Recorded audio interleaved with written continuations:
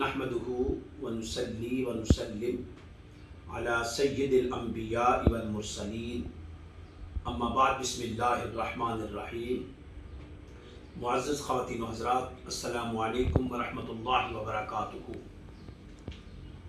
آپ کو یہ جان کر نہایت مسرت ہوگی کہ بحمدللہ تعالی خطبات بغدادی شائع ہو چکی ہے، اور یہ بڑی درینہ خواہش تھی کہ ہم جمعہ اور عیدین کے خطبہ جو قرآن اور حدیث سے منقول ہیں ان کی ترتیب، ان کی تالیف کریں۔ بحمدللہ تعالی اس میں ہم کامیاب ہو چکے ہیں۔ قبل اس سے کہ میں خطبات کے حوالے سے کچھ گفتگو کروں، کچھ حمدیہ کلام ہے اور کچھ نعتیہ کلام ہے، میں وہ پیش کرنے کی جسارت کر رہا ہوں۔ ازل سے ابد کی صدا لا الہ الا اللہ ہے، ذکر صبح و شام لا الہ الا اللہ ہے، میرا مشن تیری جستجو تیری شان جل جلالہ، تجھے ڈھونڈتا ہوں کونوں مقام میں تیری شان جل جلالہ۔ یہ قرآن کریم جو مشعل رشد و ہدایت ہے، اسے محفوظ رکھنا تا ابد تیری ضمانت ہے۔ اسی طرح نعتیہ کلام ہے، سکون قلب ملا لذت حیات ملی، در رسول صلی اللہ علیہ وسلم ملا تو ساری کائنات ملی۔ آؤ ذکر رسول کریم صلی اللہ علیہ وآلہ وسلم کریں تنہائی میں، نعت کی نعت عبادت کی عبادت ہوگی، لب پہ جب بھی رسول کریم صلی اللہ علیہ وسلم کا نام آ گیا ہر کسی کو میرا احترام آ گیا۔ عزیزان،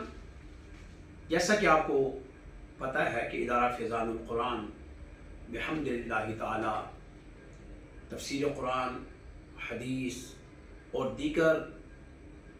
جدید ترین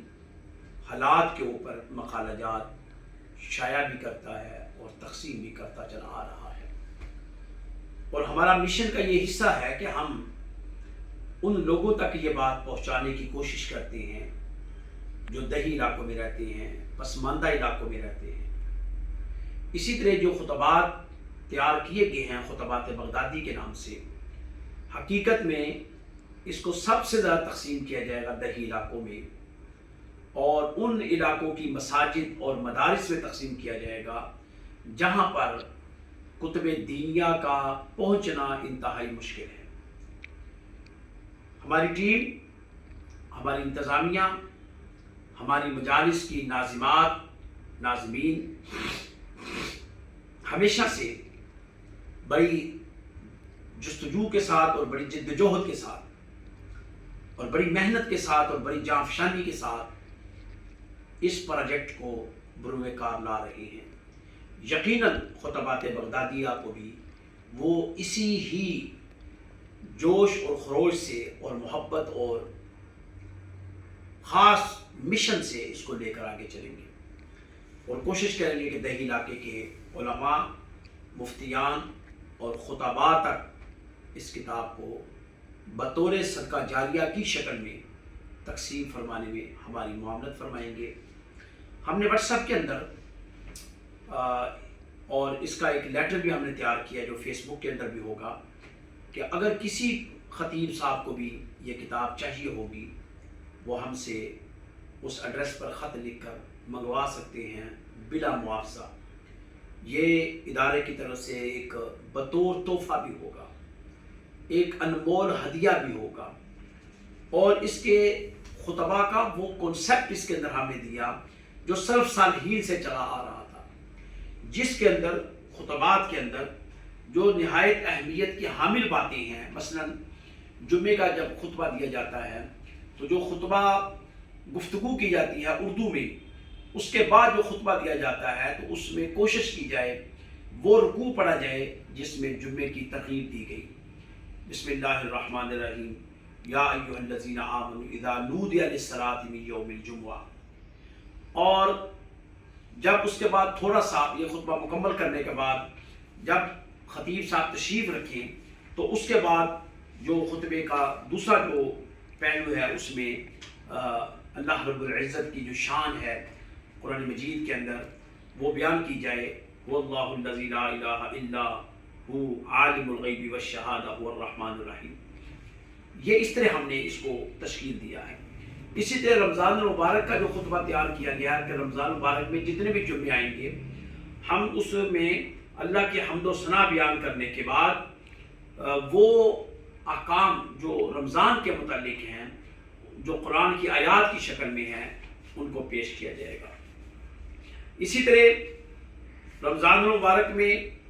آپ جب دوسرا جمعہ پڑھیں گے تو اس کے اندر بھی یہی چیز ہوگی۔ عید الفطر کا جو جمعہ ہے عید الفطر کے اندر جو خطبہ پڑھا جائے گا اس کے اندر بھی ان آیات کو لیا گیا ہے جن آیات کے ذریعے نبی مکرم صلی اللہ علیہ وسلم کی نبوت اور رسالت اور اسلام کے پھیلانے کی بشارت اور اسلام کی حقانیت کا ذکر اس رکوع کو پڑھا جائے گا۔ اسی طرح عید الفطر کا جو دوسرا جمعہ عید الفطر کا ایک دوسرا خطبہ ہوگا اس کے اندر بھی اسی ہی چیزوں کو ملحوظ خاطر رکھا گیا ہے۔ رجب المرجب کا جمعہ جو اس مہینے کے اندر جمعے آئیں گے اس میں معراج شریف کا ذکر ہے۔ شعبان کے اندر جو جمعے آئیں گے اس میں شب برات کا ذکر ہے۔ محرم الحرام کے اندر جمعے آئیں گے اس میں شہداء صالحین امت کا ذکر ہے۔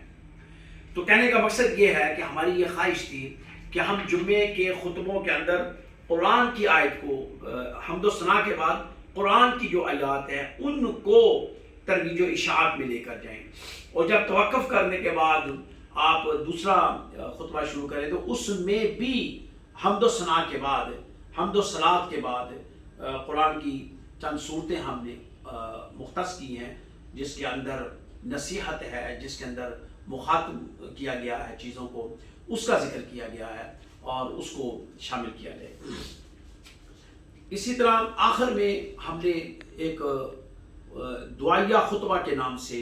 بھی ہم نے ترتیب دی ہے، اور اس کا مقصد کیا تھا؟ اس کا مقصد بھی یہی تھا کہ اگر کوئی شخص کسی بھی تکلیف اور اذیت اور دکھ میں مبتلا ہو تو وہ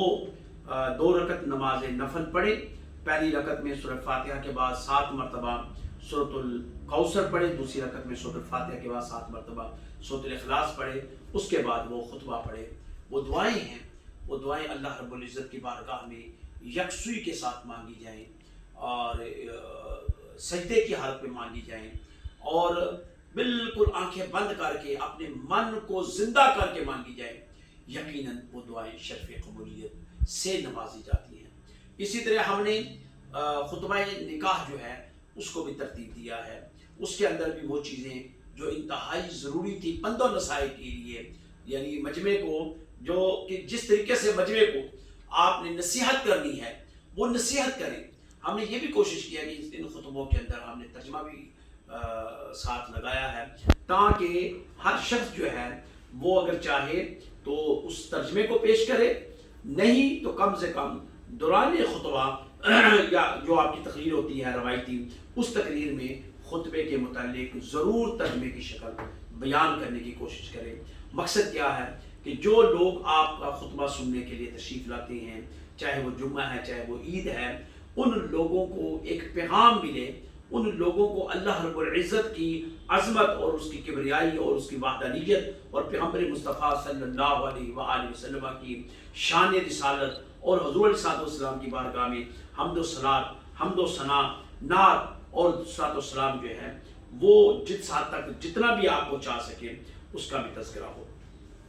پھر ہم نے اس کے اندر جو اہم ترین بات کی وہ یہ ہے کہ جہاں سرکار دو عالم صلی اللہ علیہ وسلم کی بارگاہ میں صلوات و سلام پڑھا جا رہا ہے، وہاں رسول کریم صلی اللہ علیہ وسلم کی آل پر اور حضرت ابراہیم علیہ السلام اور حضرت ابراہیم علیہ السلام کی آل پر، ازواج رسول صلی اللہ علیہ وسلم پر، اصحاب رسول صلی اللہ علیہ وسلم پر، امام رسول صلی اللہ علیہ وسلم، اولیاء رسول صلی اللہ علیہ وسلم کی بارگاہ میں بھی ہدیہ تبلیغ اور دعائے رحمت اور بلند درجات کے لیے ہر خطبے میں اظہار کیا گیا ہے۔ چونکہ ہماری ایک خواہش تھی، میرا ایک ویژن ہے، اور اس ویژن کے اندر یہی ہے کہ ہم ایک ملت ہیں، مسلم کمیونٹی ایک ملت ہے، اور ایک ملت تقاضا کرتی ہے کہ کہ ہم ہر وہ کام کریں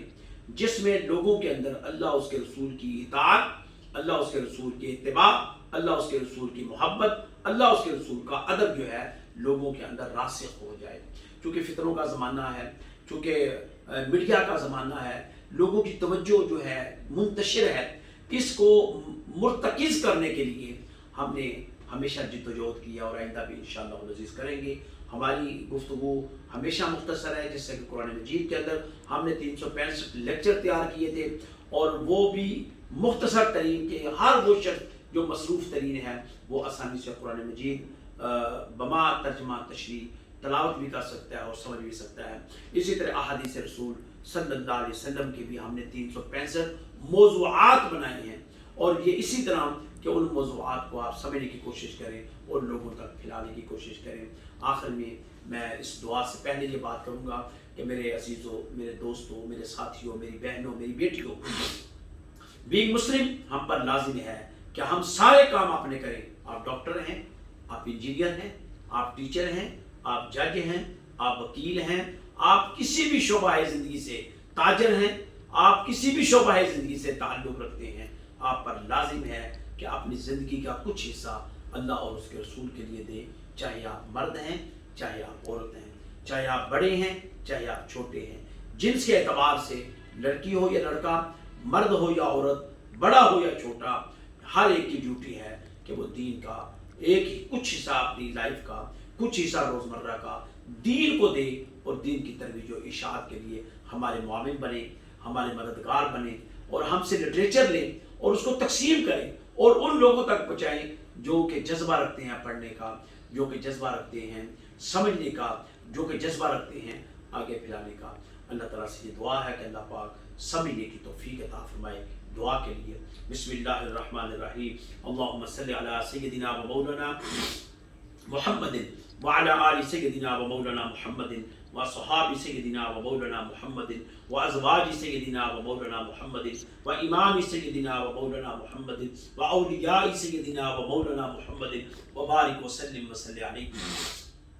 كما صليت وسلمت وباركت ورحمت وترحمت على إبراهيم وعلى آل إبراهيم إنك حميد مجيد. اللهم انس وحشتنا في قبرنا، اللهم ارحمنا بالقرآن العظيم، اللهم انفعنا بالقرآن العظيم، اللهم رافعنا بالقرآن العظيم، اللهم شافعنا بالقرآن العظيم، واجعله لنا إماما ونورا وهدى ورحمة. اللهم ذكرنا منه ما نسينا وعلمنا منه ما جهلنا وارزقنا تلاوته آناء الليل وآناء النهار واجعله لنا حجة يا رب العالمين. وصلى الله تعالى على رسول خير خلقه ونور عرشه وزينة فرشه محمد وآله وأصحابه وأهل بيته وأزواجه وذرياته أجمعين برحمته.